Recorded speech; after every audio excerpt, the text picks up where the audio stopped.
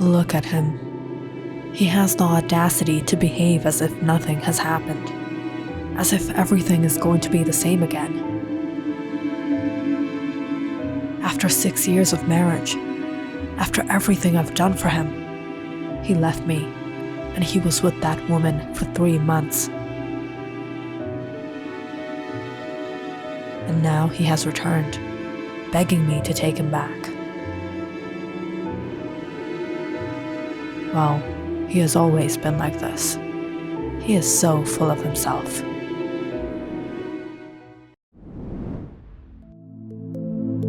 Elaine first met Vince at the hospital, almost 7 years ago.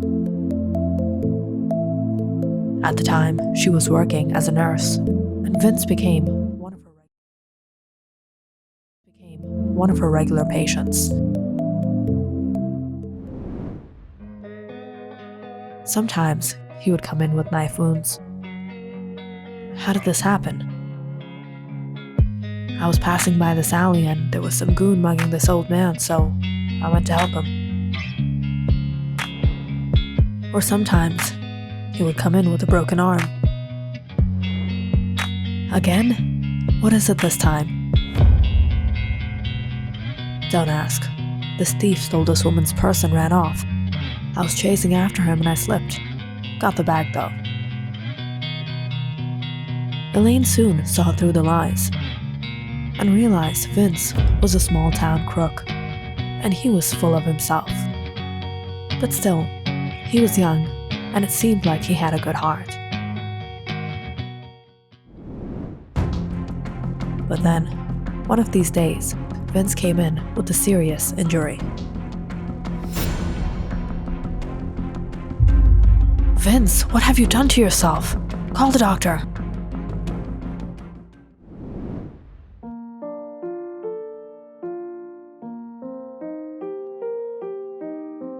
You're finally up. Oh darn. When I saw you, I thought I was up in heaven. Ow, that hurts. Vince, how long are you going to live this kind of life?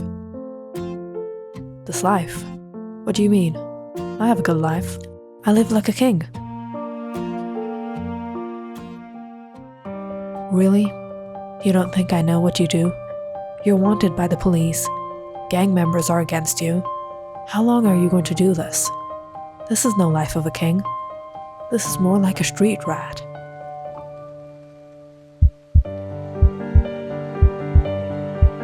I never wanted this life. But what else do you expect me to do? I don't have any family.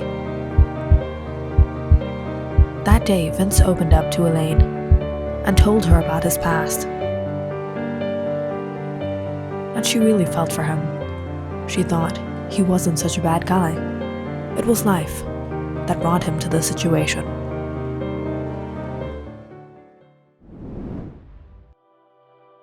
Elaine was older than Vince. She was 30, but the two had a very different bond. They soon got into a relationship, and Elaine began encouraging Vince to leave his life of crime. Vince, why don't you do this computer course? Computers have become the new future. Everyone's taking interest in it. This might be a good opportunity.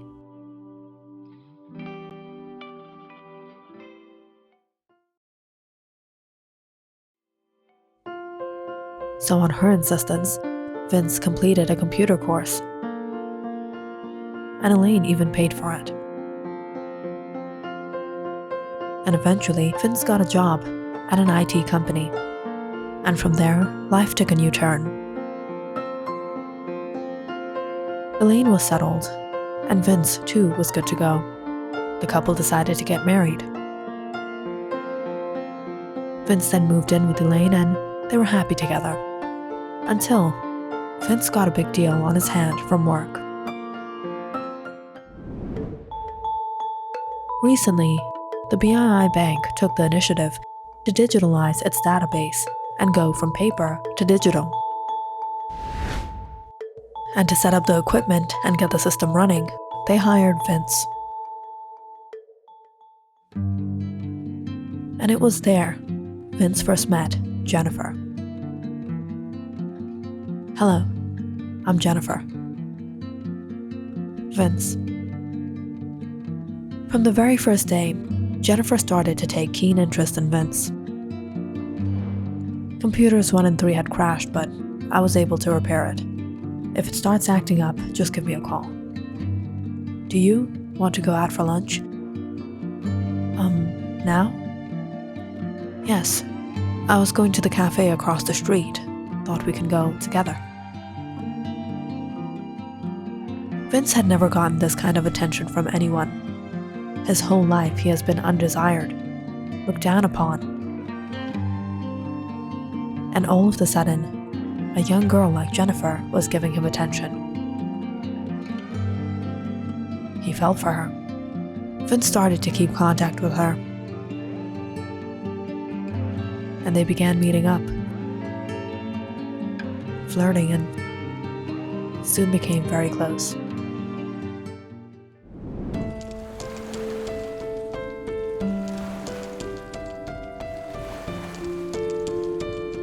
Jennifer, whatever we have, it's not possible. I don't have the kind of money where I can be with 2 women. And Elaine, she has done so much for me. I can't leave her. Vince, I don't care if you choose to be with your wife. She's an old lady. Who's going to take her if you leave her? Just don't leave me. I can't be without you. Jennifer was willing to accept Vince's marriage, and the two decided to be together.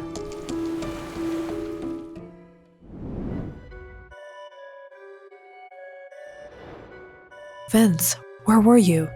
Where do you go after work? You're home late every day. Nowhere. Don't lie. Joanna saw you with another girl. Have you been cheating on me? That night, Vince told Elaine everything.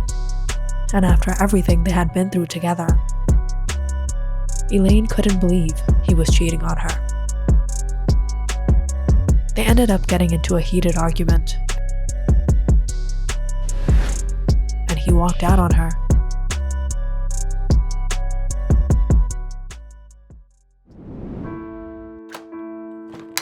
But now, 3 months later, he's back. Vince, I have nothing to talk with you. Elaine, just listen to me. I know I wronged you. That woman, she was no good.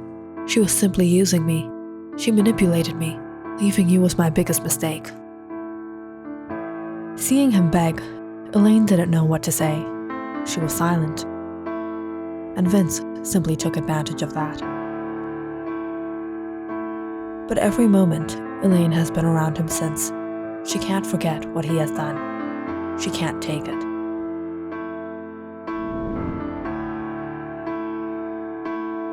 Elaine, I made dinner. Come on. In her rage, Elaine threw the dish out of his hands. Stop it, Vince. Don't act as if everything is the same between us. You left me for another woman. I can't handle it like this. Just leave my house. I'll leave in the morning. Just for tonight. You leave as soon as it's morning. With that, she stormed into her room and locked Vince out. Without much choice, he laid down on the couch and tried to sleep.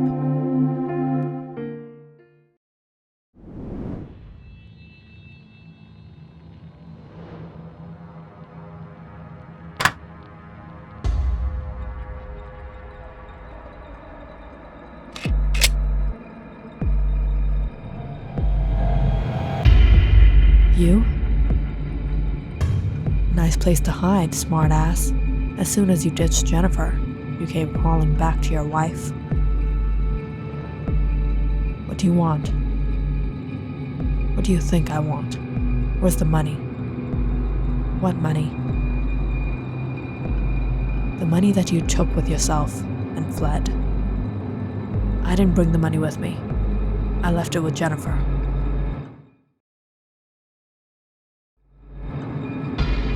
All right then, if that's the case, then you're useless. And you know our secret. There's no reason to keep you alive. Or your life. No. Wait. Vince took out a key from his pocket. It's the key for the compartment in grave 208 at the cemetery. You'll find it there. Thank you. And for your sake, I hope the money is there. You shot me. What did you think, smartass? I was going to let you live? You know everything. You think you used me? Well, guess what? I used her too. For the rest of your life, you'll be with a used woman.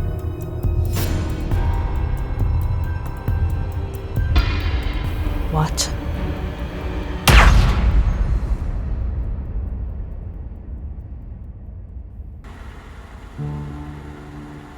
Did Jennifer really?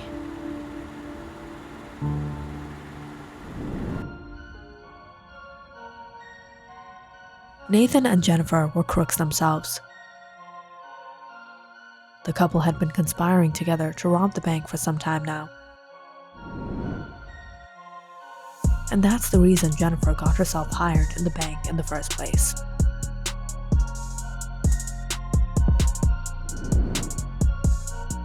When the bank began digitalizing the database, they got the perfect idea. Realizing how handy Vince would come in, they planned to bait him. If we crash the system for just one night, we'll be able to take out as much as we need, and there will be no proof. We won't have to be on the run. But how? That computer guy. Seduce him and convince him to get it done. It won't be a problem for you. He's not very smart. And once we get the money, we'll get rid of him. So Jennifer did as Nathan told, and fooled Vince into a relationship.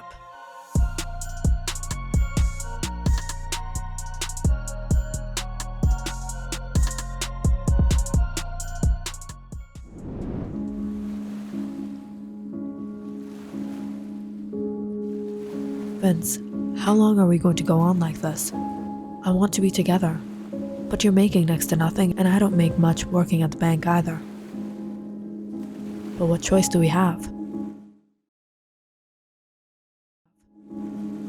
Actually, we do. The bank transferred all the records into the 5 computers.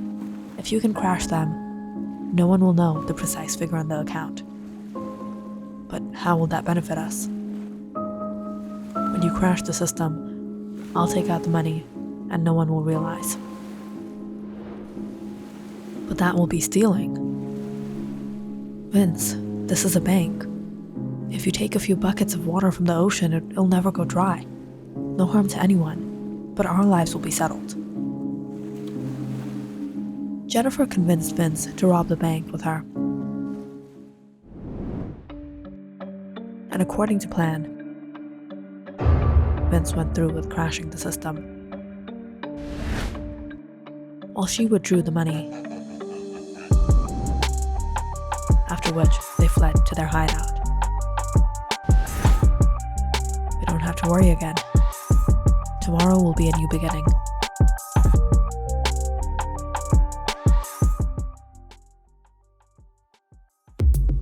But it was later that night, when Vince woke up at their hideout, he found the bed empty beside him. Where is she?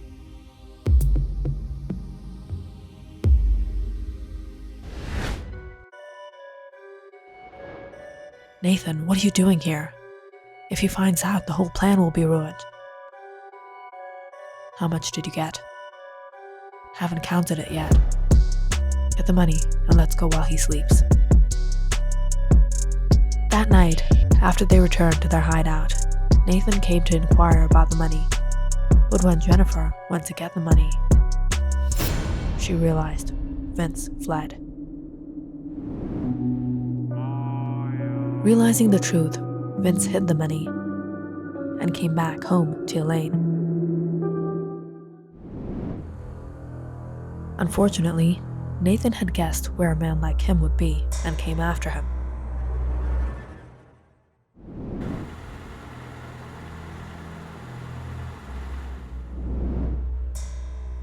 As soon as Edward returned, Jennifer rushed to him anxiously.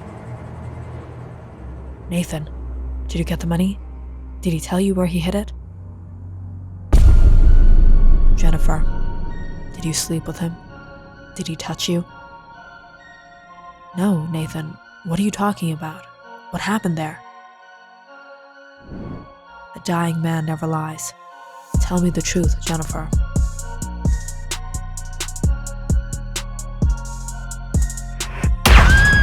Nathan fired and shot at Jennifer's leg.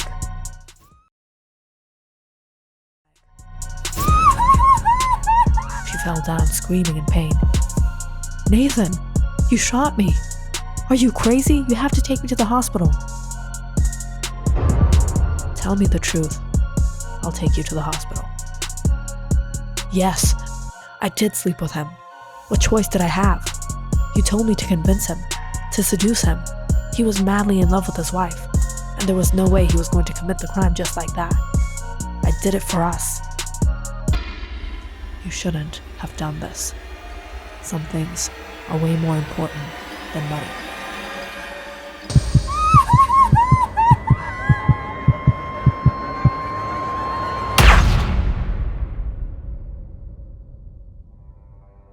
Vince is dead. Jennifer is dead. And now, the only thing left is Nathan and his money.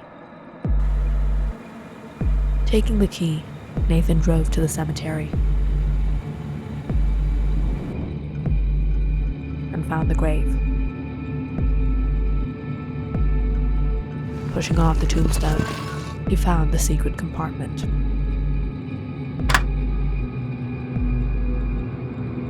But just as he opened the vault and took out the money, a gunshot fired.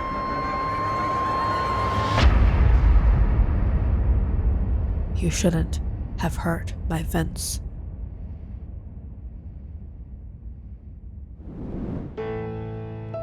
When Nathan had broken into the house earlier tonight, he didn't realize Elaine had woken up by their voices. She secretly came to check what was happening and saw everything. She realized all this time, Vince had been set up by Jennifer and Nathan to do what he did. But when Nathan threatened to kill her, Vince told him where the money was, sacrificing his life for Elaine's.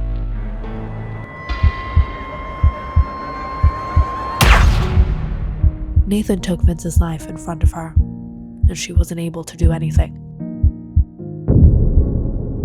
But Elaine knew where Vince had hid the money. 2 years after their marriage, Elaine was able to conceive. But unfortunately, their child did not survive. And this was their son's grave.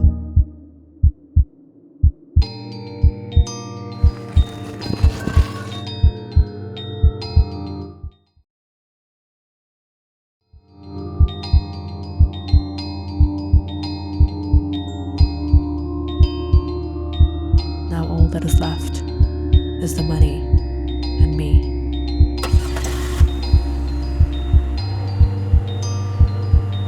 Click on the subscribe button and check out more awesome videos on our channel. And don't forget to press the bell icon because you know it's interesting.